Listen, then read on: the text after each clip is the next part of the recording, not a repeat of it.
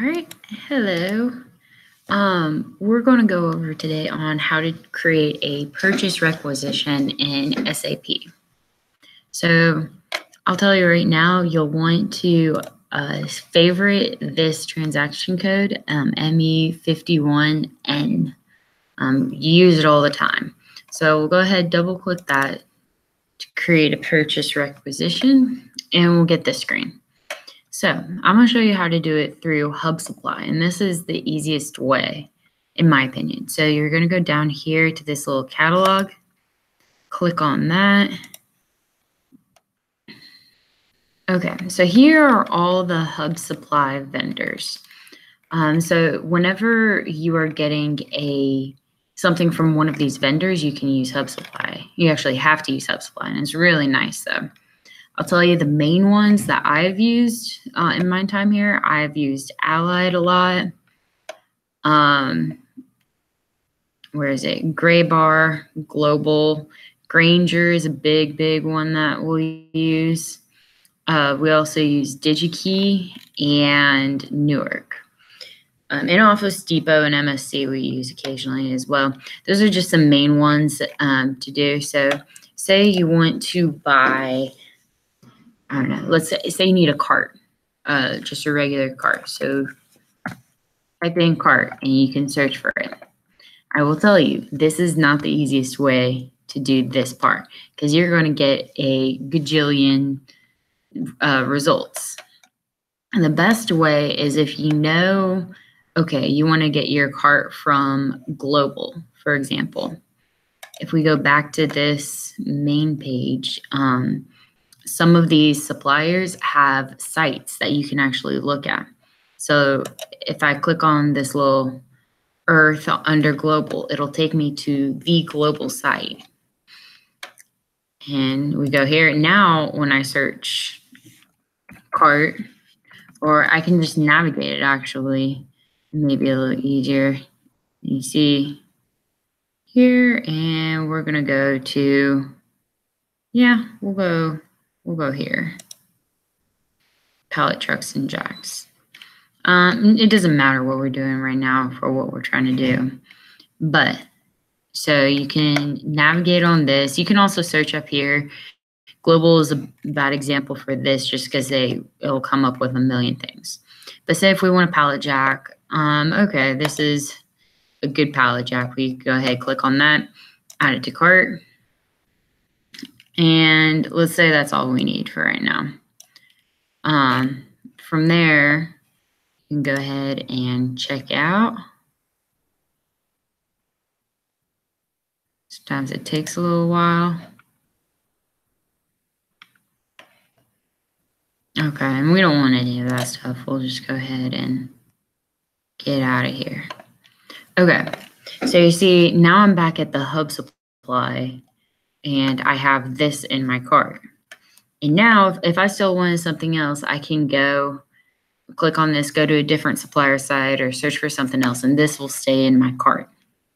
For right now, we'll just go ahead and check out, and it'll take me back to the other screen.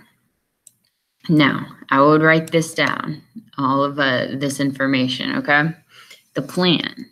Our facility is 6112. Our purchase organization is 6,000. All of this stuff will kind of depend on what you're buying it for. If you're buying it for continuous improvement, it will be this cost center right here, 630480. If you're buying it, if you're buying it for small molds and tools, which this would probably go under, and then for buying it for continuous improvement, it will be this cost center right here, 120700012. Those two are very important. Those are the most ones that you will use in manufacturing, although the cost center may change, have it directly to a department such as hook, stick, motor operator, whatever. You'll want to put your name here and here, just so they know when it comes in who they can give it to. And we'll go down here and press the next step. And it'll guide you through, for the most part, everything that you need to fill out. So the delivery day, you can go ahead and pick a date. You choose a business day. Be careful because the Saturday and Sunday are both on this end. But typically for things from Global, Granger, one of those companies, if you give them a week, it'll be good. And so you can just press enter from there. Info record. Unless you are buying a part that is used for production, you do not need an info record. So you can click through that, and since that's just a soft error, this will be good to go. A couple things that you'll want to make sure that you have on here. The account assignment, just double check those two.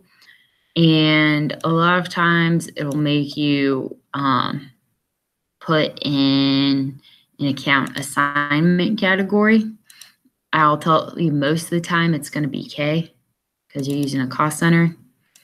And then the other thing, I'm trying to find here, material group, it'll fill that in for you. A lot of times you can just kind of put equipment, other, that sort of thing. But one thing that you do need to make sure when you put these in, that has the vendor material number. If you don't have that, then they won't know what to send you and whatnot. And so when you decide, hey, okay, I've got everything I need, what you're going to do is you're going to go ahead and press save. I'm not actually going to press save because we do not need this. Oh, one more thing is in this header right here, you can type in notes. So you need to explain what you're using it. So we can say used for material or needed for, we'll say motor op. It doesn't matter. I'm just trying to put in an example. And so then it'll go, because of the account assignment I put it on, the cost center that I put it on, it'll go to Kevin. And so Kevin will have to approve this before they can make a PO. And so you'll press save. And I have a screenshot because I'm not going to press save here. I don't want it to come up. But as soon as you press save, this will all go blank. And your screen will go something like this. It'll look something like this. And down here, it will be your purchase requisition number.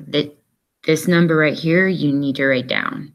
Not this one specifically, but when you make a purchase requisition, you want to write down that number because that's your only link to know where your order is. Otherwise, you have to go search and find it. And as soon as you leave the screen, this number will be gone. And so make sure once you save it, you write down that number. And that is how you make a purchase requisition using Hub Supply.